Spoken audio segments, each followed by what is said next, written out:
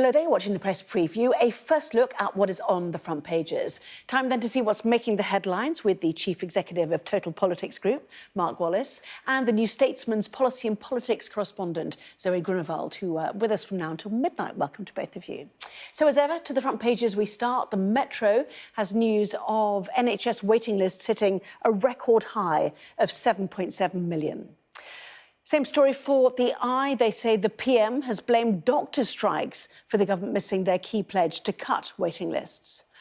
Starmer criticised by left and right, according to The Guardian, following Labour's announcement on their plans to tackle the small boats crisis. The Daily Telegraph reports that unvaccinated children face being forced to isolate for 21 days as measles cases continue to rise. The final betrayal reads The Mirror. They say HS2 has been hit with fresh turmoil after the government refused to rule out axing the Manchester leg of the project. The Financial Times carries good news for the chip maker ARM, whose initial public offering, IPO, has performed well on America's Nasdaq exchange. And the Daily Star reports that a rogue Russian pilot fired 2 missiles at an RAF jet. Well, quick reminder, by scanning the QR code you'll see on screen during the programme, you can check out the front pages of the papers while you watch us. So let's head straight to our guests then, Zoe and Mark. Welcome to both of you. Let's start with NHS waiting list, shall we, Zoe? 7.7 million people, the Metro tells us, 7.7 million people who may well have had their elective surgery cancelled, their appointments rescheduled, may well be living in pain. It's not a good number. No, it's not a good number. It's terrible for the public and it's terrible for the Prime Minister and the government. So 1 in 7 people are waiting to start treatment.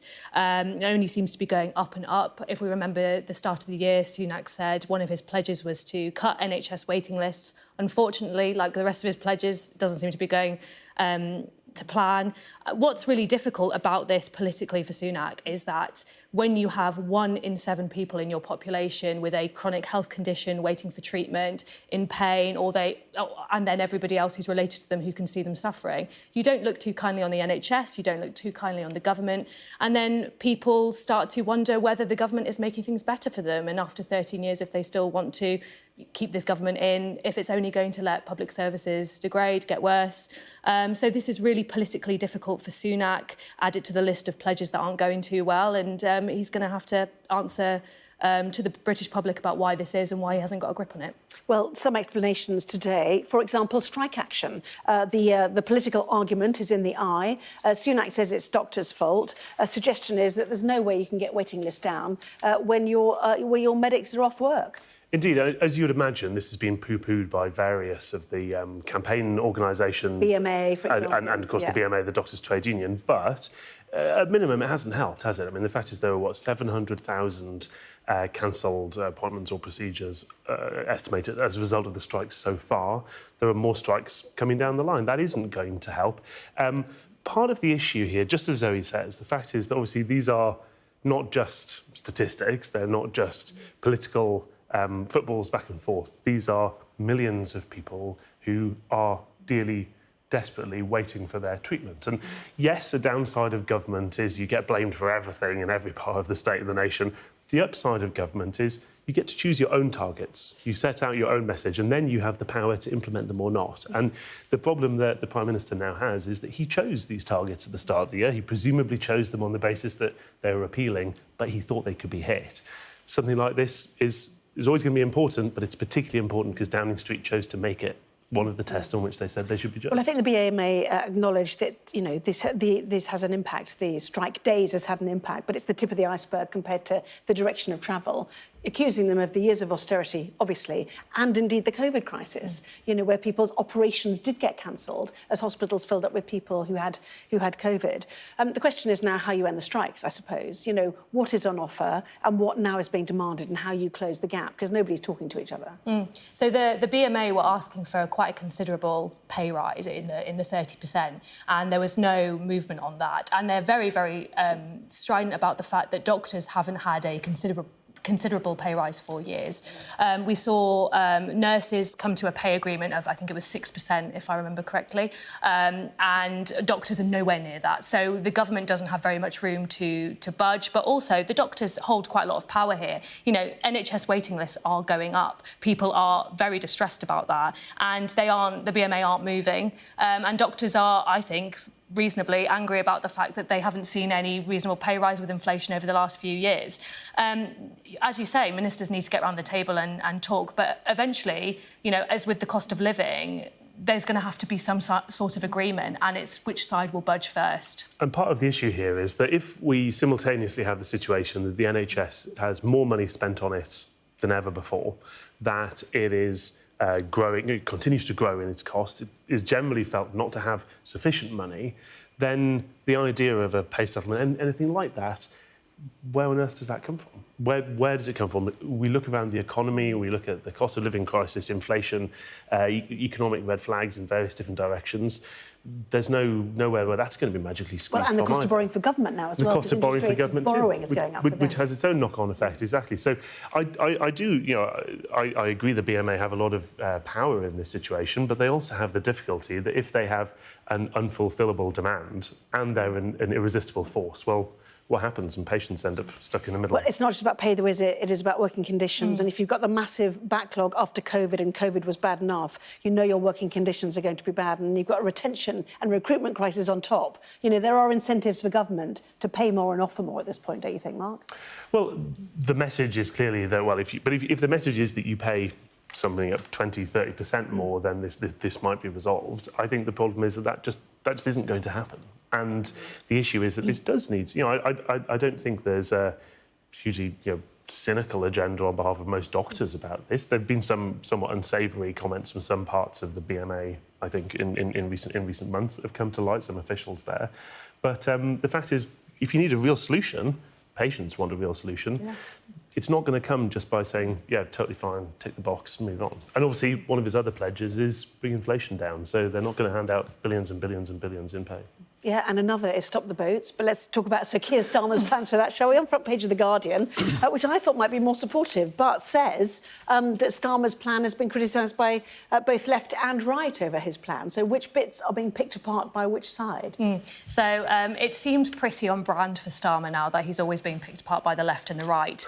He's very much leaning into the sort of centrism of the Labour Party. You've seen a lot of interventions from former Labour Prime Ministers, for example, who have been advising Starmer. And I think the thing that Starmer's trying to pull out here is that he's trying to present an immigration policy that will appeal to Conservative voters as well as Labour voters. Now, the problem with that is, of course, those voters won't always agree on the best approach when it comes to immigration. So what he's tried to do is fudge something a little bit, I think. So the left are angry, or the left of the Labour Party are angry with Starmer for saying that those who disagreed with his proposals were un-British, that they would treat criminals involved in cross-channel people smuggling as terrorists and other parts of his plan, whereas the right are seemingly annoyed that he wants to do a deal with the EU about sending back migrants, because they say that will mean that we have to take some as well, and we're basically reopening relationships with the EU that they think have put to bed. So it's not really a surprise that Starmer is kind of irritating everybody. I think he would say that's a sort of necessary evil to get the job done, because unfortunately immigration is a really sticky political situation. Clearly something has to be done, but we also have to be realistic about it. The migration crisis is only going to get worse. Countries will have to cooperate. You know, we are an island, but we cannot do it alone.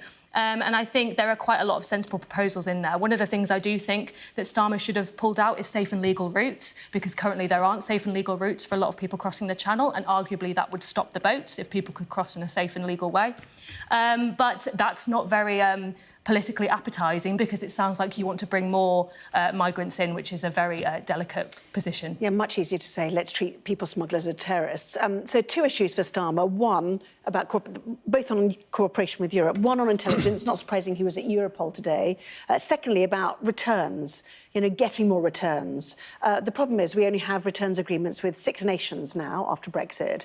So how do you return them without offering something back, which is now the accusation that you're going to get 100,000 asylum seekers sent by Europe, and therefore you've got a charter to drop asylum seekers in this country. 100,000 or more, depending on the allocation. And in that particular potential agreement, that isn't a return to what was there before. That was something that we weren't in as part of the EU. The idea of the common asylum policy on an EU level was not something that the UK was part of when it was an EU Which is member. just Schengen, isn't it? Well, precisely, operates related to that kind of maps across, as it were. I think there's a really serious question about whether actually, safe and legal routes to cross the Channel or a sharing of asylum seekers who are within the EU ought to be the UK's policy goal when we're talking about people who are in danger from tyranny, from aggression, from war around the world. Is it actually the case that where we should be looking to be compassionate is specifically with people who are currently in, say, France or Czechia or Italy? Or is it the case that if you look back to what, say, the coalition or the Cameron government did on a not big enough scale, but around Syria, which was to say, we're going to go to the region, we're going to go to the camps in the region, find the people in the most need and bring them directly here, rather than have this filtration thing where if you do have just about enough money to be able to get to Europe or to be able to get to a people smuggling gang, actually that is the... But that's still just chicken feed. It's a tiny bit of policy, isn't it? Bringing 20,000 or whatever as we promised at the time. And I just said it wasn't enough. I would wish it'd be more. Well, he also wanted to pay money, so you stayed in locality and you paid neighbouring countries. But remember, this was Merkel's humanitarian disaster in part, because she said if you can get here, you can get to Germany, then you're welcome to stay, which helped to create and fuel that market for people smuggling gangs. This question is the real question of who we should prioritise when I'd hope we would all agree that Britain should be a help and a safe haven for people in the world who are in danger.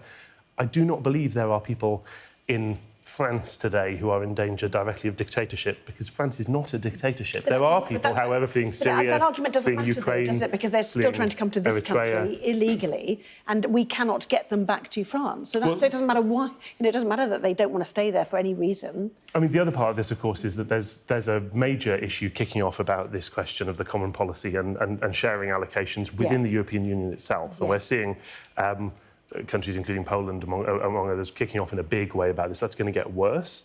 I don't think particularly joining a policy which is actually already going to be a subject of dispute among EU members is going to be the right way to go. Yeah, and just quickly, the Daily Telegraph also has it on the front. Braverman attacks Starmer over migrants. Well, we would expect her to, wouldn't we? Suella Braverman saying Sir Keir Starmer would make Britain the dumping ground for EU migrants, which we've already said about this idea of burden sharing, which, to be fair, Sir Keir Starmer said was embarrassing nonsense, didn't he, today? It would be more shocking if she didn't attack Keir Starmer about this. It is literally her job. But the end result is what? That anybody has a solution to this or not, Zoe, do you think? Well, I think obviously Labour are going to put forward a cohesive plan at some point for immigration, and to be honest, we're going to see a lot of wrangling between the two parties over this issue as we come up to the election, because it's so politically contentious and they can get each other into all sorts of holes over it. But ultimately, I don't think either party at the minute is having a really sensible, honest conversation with the British public about the sort of crisis we are going to expect to do with migration and how we're going to deal with that.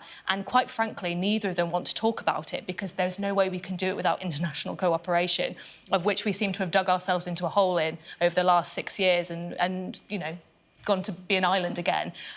So both parties are sparring and they're sort of arguing over details, but I don't think either of them are currently offering something that really is realistic and sustainable in the long term.